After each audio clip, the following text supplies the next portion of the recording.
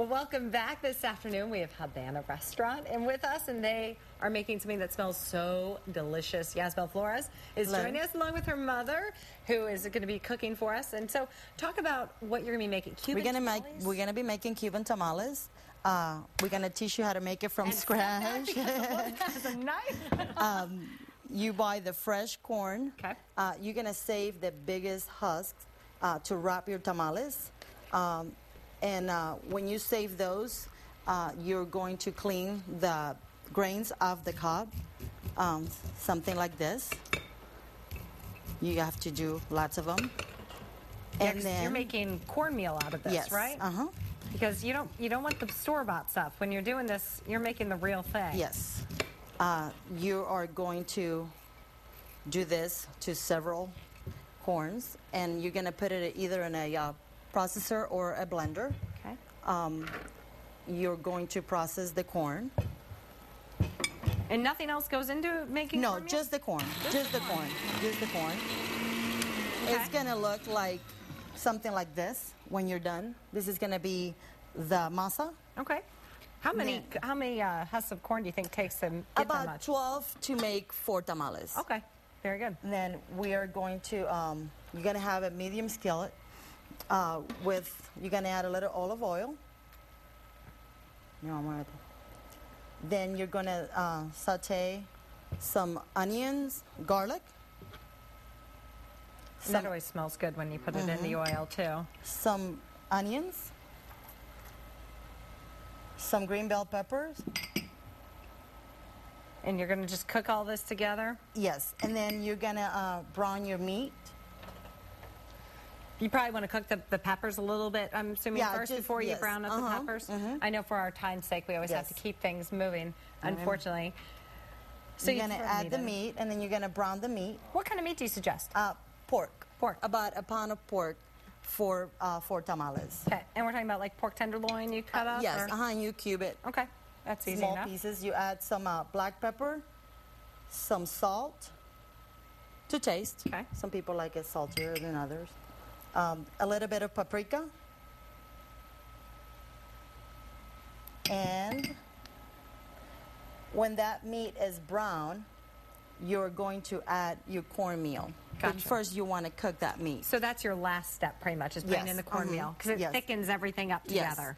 Yes. Gotcha. And the cornmeal doesn't really need to be cooked all that much. You're just going to add it to the meat for the flavors. Okay. Because you're going to cook the tamales after they're wrapped. Okay, that makes sense. You're going to add some tomato sauce. Delicious.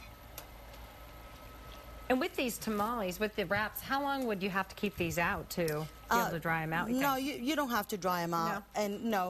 And you know, in Cuba, we make it from fresh tamales because there's no such thing as going to the store and buying corn husks. You don't have that. And you can't make them in December either because corn is not in season. Yeah. So you make them in the summer, actually. It's a summer dish. Yeah, and Gotcha. Mexico is like, tradition to make them in December. We don't have corn in December, and we don't get anything from anywhere else other than what we grow. And so what's different between Cuban tamales and the Mexican tamales?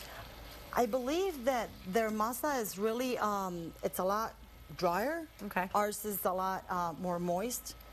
Our tamales are much bigger. They are bigger. I was noticing that because this is the finished product, and because we only have about 30 seconds left. So what do we do once it's all put together? Then you put it together, let it cook for about 10 minutes, and this is what it's going to look like when it's all said and done. This is what your masa is going to look like. You're going to put your leaves or your husk together. You're going to put your portion. That's a pretty big portion. You don't mess around in Cuba. Nope. And then you're going to fold it.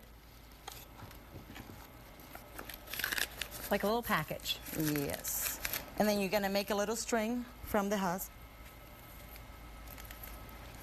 And you're going to tie it. This is one of those things where you need to invite all your friends over to make a little tamale party out of it.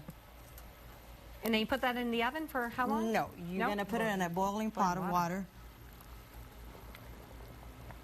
And depends on how much you're making. If you're making 4, you do it for 45 minutes. Okay. And this is what it's going to look like when it's all done.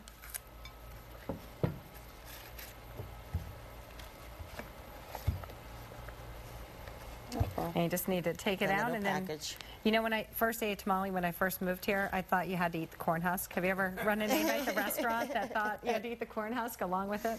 Uh-oh. Probably not. It's probably just me. Okay. That's what Look the at that. finished product looks That looks like. fantastic. And what do you typically serve tamales with at the restaurant? As an appetizer, Yeah.